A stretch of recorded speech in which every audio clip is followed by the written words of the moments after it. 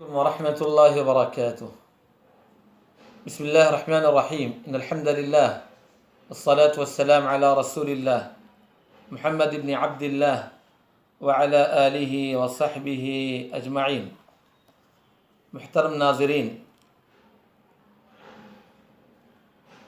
ایک اہم مسئلہ ہے نماز سے متعلق، وہ یہ ہے کہ نمازی اگر وہ مسبوق ہو جائے اور باجماعت نماز ادا کرنے والا اس کی ایک یا دو یا تین رکعتیں چھوٹ جائیں تو وہ اپنی ان رکعتوں کو کیسے دہرائے گا؟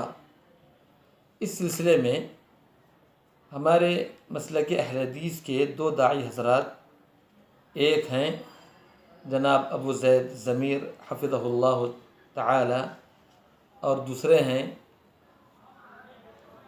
فیض سید، اور ان دونوں نے جو باتیں پیش کی ہیں اس کو بعض ہمارے احباب لوگوں کے سامنے اس طریقے سے پیش کر رہے ہیں کہ مسلک اہل حدیث کے دو عالم دو متضاد باتیں بیان کر رہے ہیں۔ یہ دیکھیے ویڈیو، تاکہ مسلک اہل حدیث کو شاید وہ بدنام کرنا چاہتے ہیں یا لوگوں کو اس سے دور کرنا چاہتے ہیں۔ اللہ تعالیٰ ان کی نیتوں سے زیادہ واقف ہے۔ بہرحال ہم آپ کے سامنے یہ بات واضح کرنا چاہتے ہیں کہ الحمدللہ مسلک اہل حدیث کے یہ دو داعی حضرات نے جو باتیں بیان کی ہیں الحمدللہ دونوں کے دونوں اپنی جگہ بہت ہی صحیح اور مناسب ہیں۔ بس غور سے سننے اور سمجھنے کی ضرورت ہے۔ سید فیض کہتے ہیں کہ اگر کسی کی ایک رکعت یا دو رکعت یا تین رکعت امام کے ساتھ چھوٹ جائے اور امام کے ساتھ اس کو ایک یا دو یا تین رکعت ملے تو امام کے ساتھ جو رکعت اس کو ملے گی وہ اس کی پہلی رکعت ہوگی، اور سلام کے بعد جب اس اٹھ کر پڑھے گا تو اسی حساب سے وہ اپنی رکعتوں کو مکمل کرے گا۔ مثال کے طور پر اگر کوئی شخص امام کے ساتھ آخر کی دو رکعتیں پاتا ہے تو وہ اس کی پہلی دو رکعتیں ہوگی اور وہ اٹھ کر دوسری دو رکعتیں ادا کرے گا۔ چنانچہ وہ دوسری دو رکعتوں کو ادا کرنے میں سورۃ الفاتحہ پر اکتفا کرے گا اور کوئی ضم سورہ پڑھنے کی اس کو ضرورت نہیں ہے۔ یہ فیض صاحب کا کہنا ہے۔ امام کے ساتھ آپ جا کر ملے تیسری رکعت میں، امام نے پڑھا سورہ فاتحہ، صرف چوتھی رکعت میں صرف سورہ فاتحہ۔ اب آپ کھڑے ہوں گے تو لوگ کیا کرتے ہیں معلوم آپ کو؟ الٹی نماز، سورہ فاتحہ کے ساتھ ضمی سورہ ملاتے۔ کیوں؟ تو بولے میری پہلی اور دوسری چھٹی، تو امام کے پیچھے کون سی پڑھا اس نے؟ تیسری اور چوتھی۔ اب کیا پڑھ رہا وہ خود کی پہلی اور دوسری۔ ایسی نماز الٹی ہوتی ہے، ایسی الٹی نماز ہوتی ہے۔ امام کے ساتھ جو آپ کی تیسری تھی، آپ کی امام کی تیسری تھی، آپ کی پہلی تھی، وہ آپ بولیں ضمی سورہ واجب نہیں ہے نا۔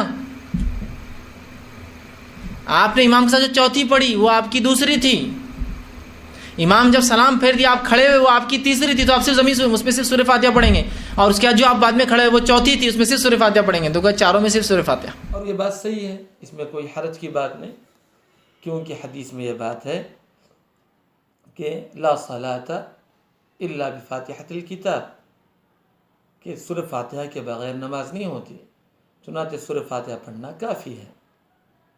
اور ابو زید ضمیر صاحب تھوڑا سا اس میں اضافہ یہ کرتے ہیں کہ مثال کے طور پر اگر کسی کی آخری رکعت امام کے ساتھ ملی تو گویا کہ اس کو امام کے ساتھ ایک رکعت وہ پہلی رکعت ہوئی، اور جب وہ دوسری رکعت کے لیے سلام کے بعد اٹھے گا تو وہ سورہ فاتحہ کے ساتھ ضم سورہ پڑھے گا اور پھر التحیات کے لیے بیٹھے گا قید اولیٰ کے لیے۔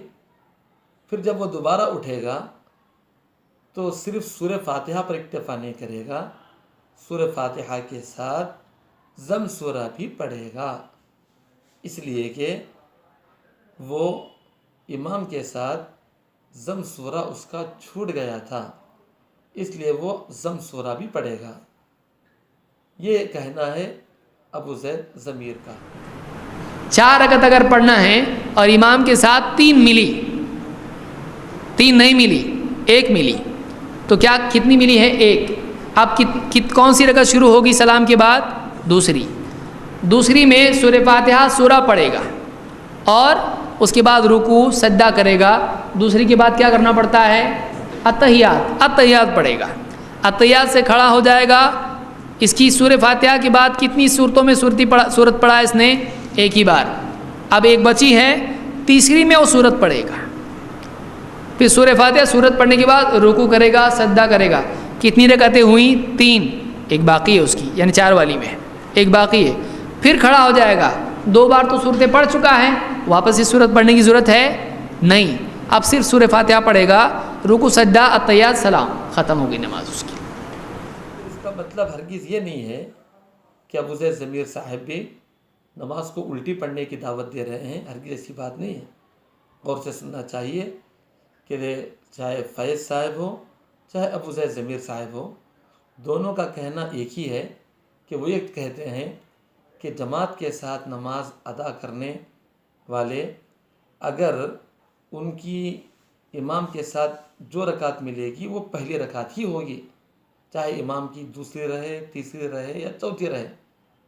مسبوق کی وہ نماز جو امام کے ساتھ وہ شروع کرے گا، جماعت میں داخل ہوگا، وہیں سے اس کی وہ پہلی رکعت ہوگی۔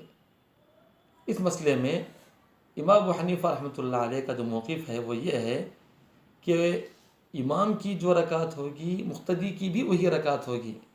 اگر امام کی تیسری رکعت ہے تو مقتدی کی بھی تیسری رکعت ہوگی، امام کی چوتھی ہے تو مقتدی کی بھی چوتھی ہوگی، اور پھر وہ نماز باجماعت کا سلام پھرنے کے بعد وہ اٹھ کر دوبارہ وہ پہلی اور دوسری رکعت کی قضا کرے گا۔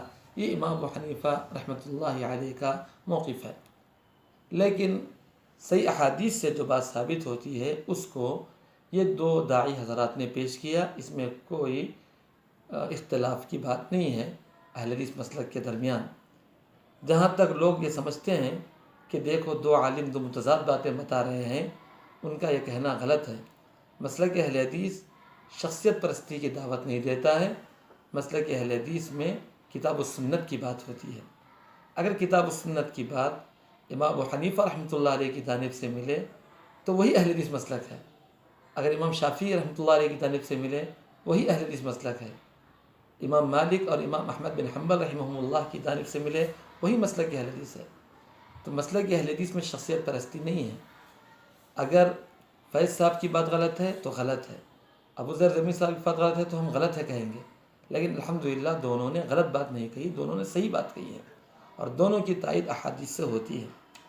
تو دونوں کی تائید احادیث سے ہوتی ہے، اس کی دلیل صحیح بخاری اور صحیح مسلم کی حدیث ہے، ما ادرکتم فصلوا وما فاتکم فاتموا، جو رکعت تم کو امام کے ساتھ ملے تم اس کو پڑھ لو، وما فاتکم، اور جو تم سے چھوٹ جائے فاتموا، تم اس کو مکمل کر لو، پورا کر لو۔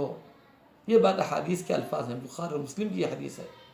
چنانچہ اس حدیث کی بنیاد پر ہم امام کے ساتھ جو ملی وہ پڑھ لیے، اور اس کے بعد جو چھٹی وہ مکمل کر لیے۔ تو مکمل کرنے کا مطلب یہی ہوتا ہے کہ پہلی پڑھے، دوسری پڑھے، پھر تیسری اور چوتھی کو مکمل کیے، اسی کو مکمل کرنا کہتے ہیں۔ اور یہی معنی اور یہی مطلب اس حدیث سے واضح طور پر سمجھ میں آتا ہے۔ ایک اور روایت میں یہ بات بھی ہے کہ وما فاتکم فقضوا، اور جو چھوٹ جائے اس کی قضا کرو۔ تو اس قضو کے لفظ سے حنفیہ یہ مراد لیتے ہیں کہ چھٹی ہوئی نمازوں کی قضا کرو، اس لیے وہ سمجھتے ہیں کہ امام کے ساتھ جو نماز چھٹی ہے اسی کی قضا کرنا ہے۔ لیکن اس حدیث میں قضا کے معنی قضا کرنا نہیں ہے چھٹی ہوئی نمازوں کی، یہ بعد والوں کی اصطلاح ہے۔ قضو کا مطلب اس حدیث میں اتموا ہی ہے، جیسا کہ قرآن مجید میں اللہ تعالیٰ نے کہا فَإِذَا قَضَيْتُمُ الصَّلَاةَ، جب تم نماز پوری کر لو، مکمل کر لو. تو وہاں قضا کا معنی جیسے اتمام ہے، تو اس حدیث میں بھی قضا کا معنی اتمامی ہوگا. اسی پر عربی کے الفاظ دلالت کرتے ہیں. چنانچہ نماز کی ترتیب الٹنی نہیں ہے، بلکہ اس کو ترتیب کے ساتھ ہی مکمل کرنا ہے. اس سلسلے میں کچھ اور احادیث بھی ہم کو ملتی ہیں جس سے مسئلہ اور زیادہ واضح ہو جاتا ہے. وہ حدیثیں کیا ہیں؟ بیہقی کی ایک روایت ہے حضرت علی رضی اللہ تعالی عنہ سے. اس سے الحمدللہ سب کا مسئلہ حل ہو جائے گا انشاءاللہ العزیز. بیہقی کی اس روایت سے، وہ روایت میں ابھی آپ کے سامنے پیش کروں گا، اس کو آپ غور سے سمجھیں اور اس کے مطابق اپنی نمازوں کو درست کرنے کی کوشش کریں.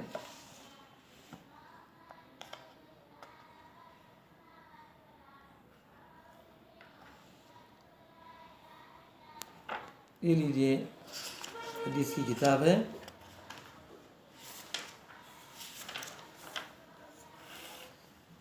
وَلِلْبَيْحَقِيِّ عن عَلِيٍّ مَا أَدْرَكْتَ مَعَ الْإِمَامِ هُوَ أَوَّلُ صَلَاتِكَ. بیہقی میں ہے حضرت علی رضی اللہ تعالیٰ سے مروی، انہوں نے فرمایا ما ادرکت مع الامام هو اول صلاتک، تم امام کے ساتھ جو بھی رکعت پاؤ وہ تمہاری پہلی نماز ہے، پہلی رکعت ہے.